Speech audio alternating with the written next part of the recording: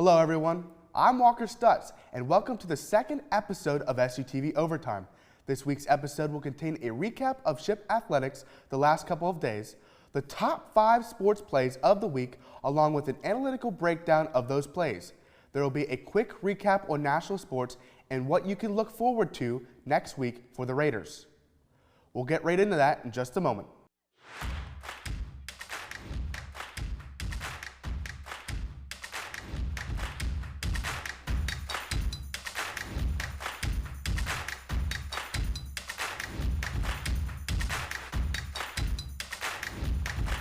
Starting with men's basketball, the Raiders took on East Stroudsburg in the first PSAC playoff game.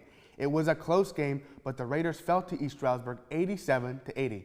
Last Saturday, the Raiders wrestling team earned its first NCAA qualifier since 2023. One of the main stars of the wrestling team was Nick Delp, who will move on to the national championship in Sioux Falls, South Dakota on March 13th. The indoor track team championship occurred this past Saturday, and the Raiders took home some hardware. Starting with the men, the Raiders won their 15th consecutive PSAC indoor title. Tommy Crum Jr. was named the 2026 PSAC Indoor Championship overall MVP. On to the women's side, the Raiders placed 5th with 12 individual place winners. Shayla Kriske won the PSAC Women's Indoor 5K title, making her the 4th Raider to accomplish this feat. Shippensburg softball had their first game of the season with a road matchup in North Carolina with back-to-back games against Wingate University. The Raiders traded wins with Wingate with a 13-6 win in the first game and an 8-2 loss in the second game. Ship baseball went up against Slippery Rock in a 4-game stretch last weekend. The Raiders would win 2 out of the 4 games, with the last game finishing with a score of 11-5 in favor of Slippery Rock. That's all for this week's sports recap. Now let's throw it over to Josh with your top 5 sports plays of the week. Thank you, Walker. Hello, everyone, and welcome to the top 5 plays of the week. Without further ado, let's get right into the highlights with number 5 on this week's list from men's track and field. The Raiders put up a very strong performance in the conference championship at Lehigh, scoring 1st overall in the meet. Distance runner Tommy Crum popped off during the meet, and as you can see from this clip, he made a breakaway run during the mile, which set him up for a very comfortable first place finish. Very impressive if you ask me. This momentum helped his teammates perform almost as well as he did, with the combined effort across the board, setting the team up for a championship victory. Now, this men's track team gets to bring home their 15th consecutive indoor PSAC championship. At number 4 on the list for today's episode, we have a 3-run home run from women's softball. The Raiders went to Salisbury, North Carolina to face off against the Catawba Indians. As for the play, infielder Bree Wilmot sends a scorcher out way past center field and out of the stadium, sending her and 2 of her teammates back to home for a 3-run score to start the game in the first inning. The home run helped contribute to Wilmot's collegiate career home run count of 19. Our next clip for this week's episode of rankings comes from men's baseball against the Gannon Golden Knights. In this play, the man up to bat is none other than A.J. Wenrick, who crushes the ball out towards left field, resulting in a 2-score Raider home run, putting Ship in the lead to eventually go on to win that game. That home run was the 3rd of the season from the senior outfielder from Dauphin, Pennsylvania. Number 2 on this list goes to women's lacrosse and this scoop and score play from Shippensburg defender Grace DiMarzio. Playing against Georgian Court in Lakewood, New Jersey, the goalie attempts to throw the ball to her teammate, but DiMarzio quickly swoops in and intercepts it, stealing it and throwing it back toward the goal, adding another score to the board for Shippensburg, making the score 8-4. And last but certainly not least, highlight number 1 and my favorite play from this week's episode. This one goes out to another softball play, but this time against the Wingate Bulldogs in good old Wingate, North Carolina. Anyways, the bases are loaded and Sarah Sabozic is up to bat. Sabozic smashes the ball toward the right side of the field, to which the defender just narrowly misses picking up the ball. This resulted in all 3 bases, which were occupied by Lindsay Hazer, Emily Sullivan, and Riley Erlacher, racing home to score 3 runs, with Sabozic making it safely to second base. Man, those were some nice plays, weren't they? Sadly, That is the end of my list of highlights for this episode. I am Josh Fair. Thank you for joining me this week for this week's top 5 plays of the week. Now we're going to toss it over to Ian Impink with this week's game analysis. Hey everybody, how's it going? Welcome to Game Analysis, where we're going to be going through some recent games and events for Shippensburg Athletics and breaking down what went on and who showed out. Starting off, we're going to be looking at some baseball with Shippensburg University versus the Gannon University Golden Knights from Saturday the 21st. Starting out on the mound for Shippensburg was Jonah Mayer, as he had a quick 1-2-3 inning, picking up 2 strikeouts in the process. Going to the bottom of the first, Gannon's Nolan Smith hit his first batter, but then forced a double play and a quick pop out to first base to wrap up the inning quickly.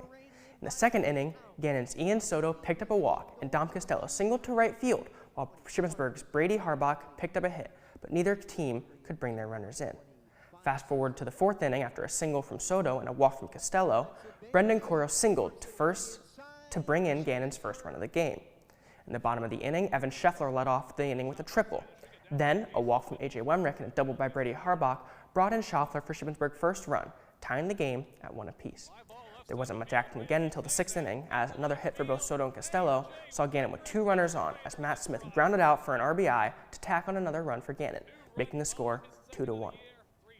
The Raiders had some retaliation for the top of the inning, as, after a walk from Mason Morris, A.J. Wemrick launched a ball over the left field fence for a 2-run bomb to put Shippensburg over 3-2. As Gannon couldn't muster any offense at the top of the 7th, Shippensburg took the win here with a score of 3-2. Jonah Mayer held the Golden Knights to just 5 hits and 2 runs over 5.1 innings, walking 2 during that span and recording 6 strikeouts.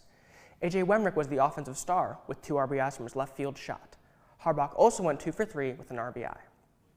Next, we're going to be looking at lacrosse, as Shippensburg University took on the Georgian Court University Lions, also from February 21st. In the first period, Shippensburg struck first, as, on a free position shot, Bryn Hawk had a great shot to put the Raiders up 1 5 minutes in.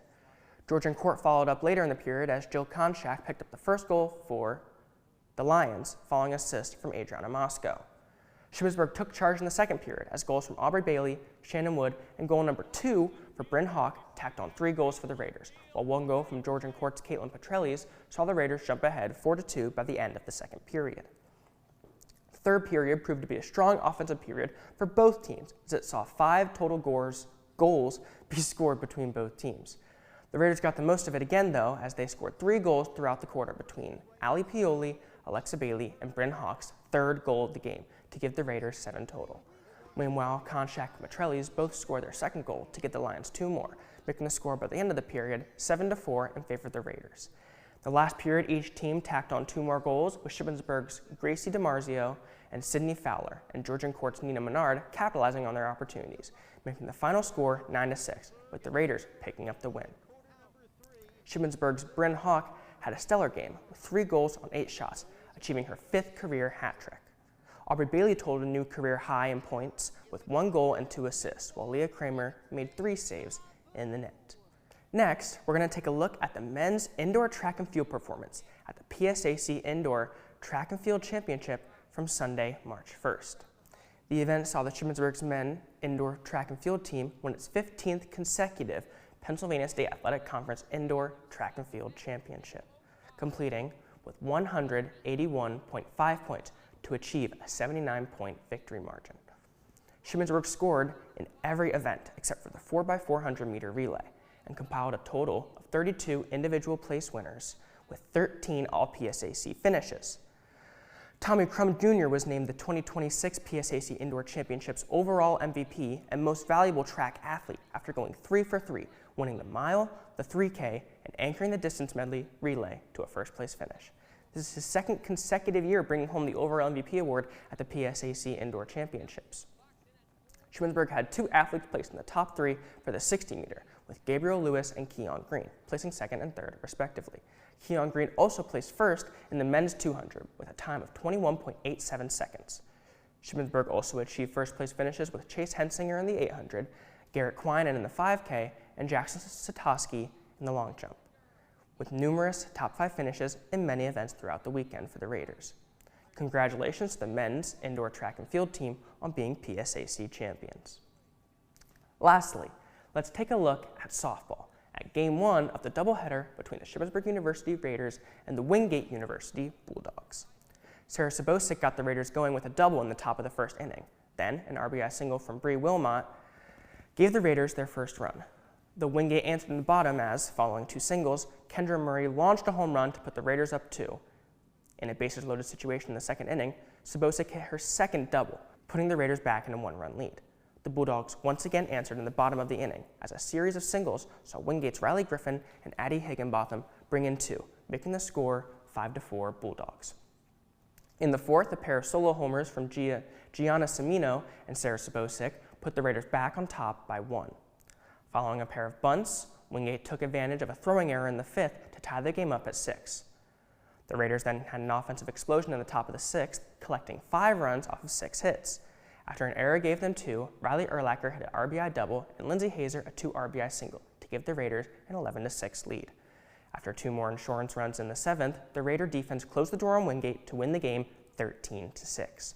Sabosic went 4 for 5 with a home run, 2 doubles, and a single. Meanwhile, Urlacher added 4 hits and an RBI, while Wilmot recorded 3 hits and an RBI, a handful of stellar performances from the day.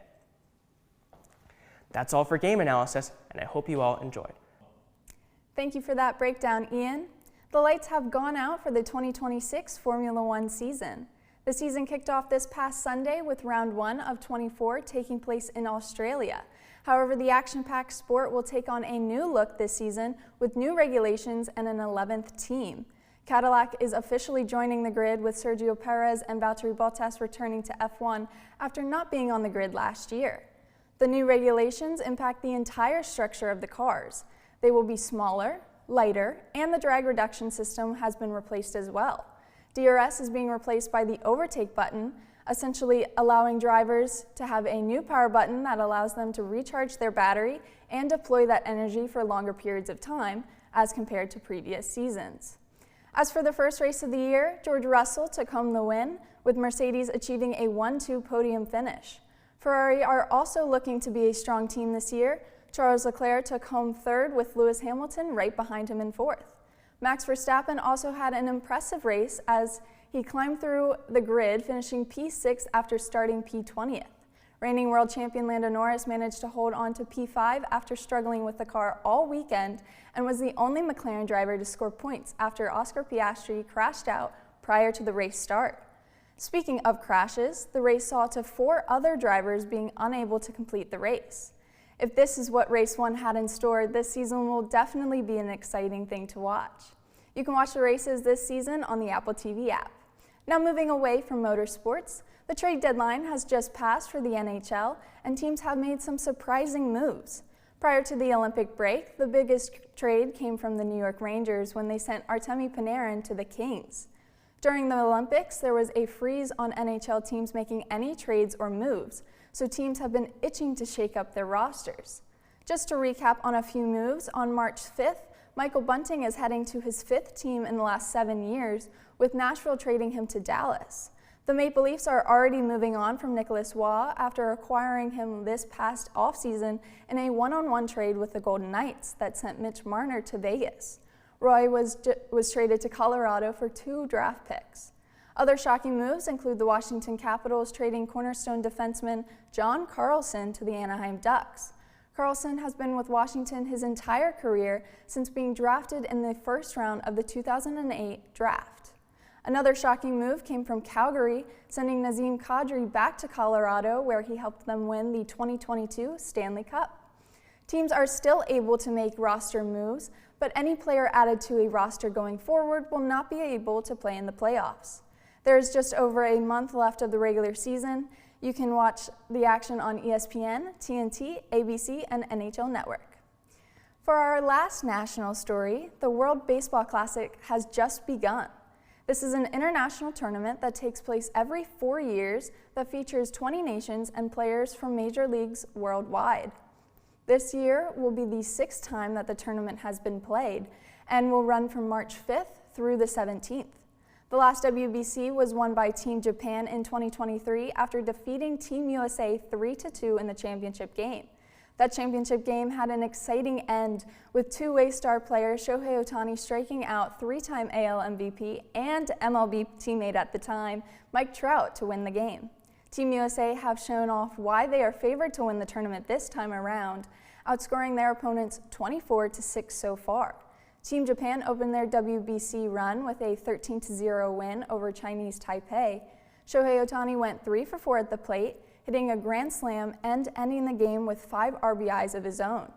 Group play is taking place currently with single elimination games starting on the 13th.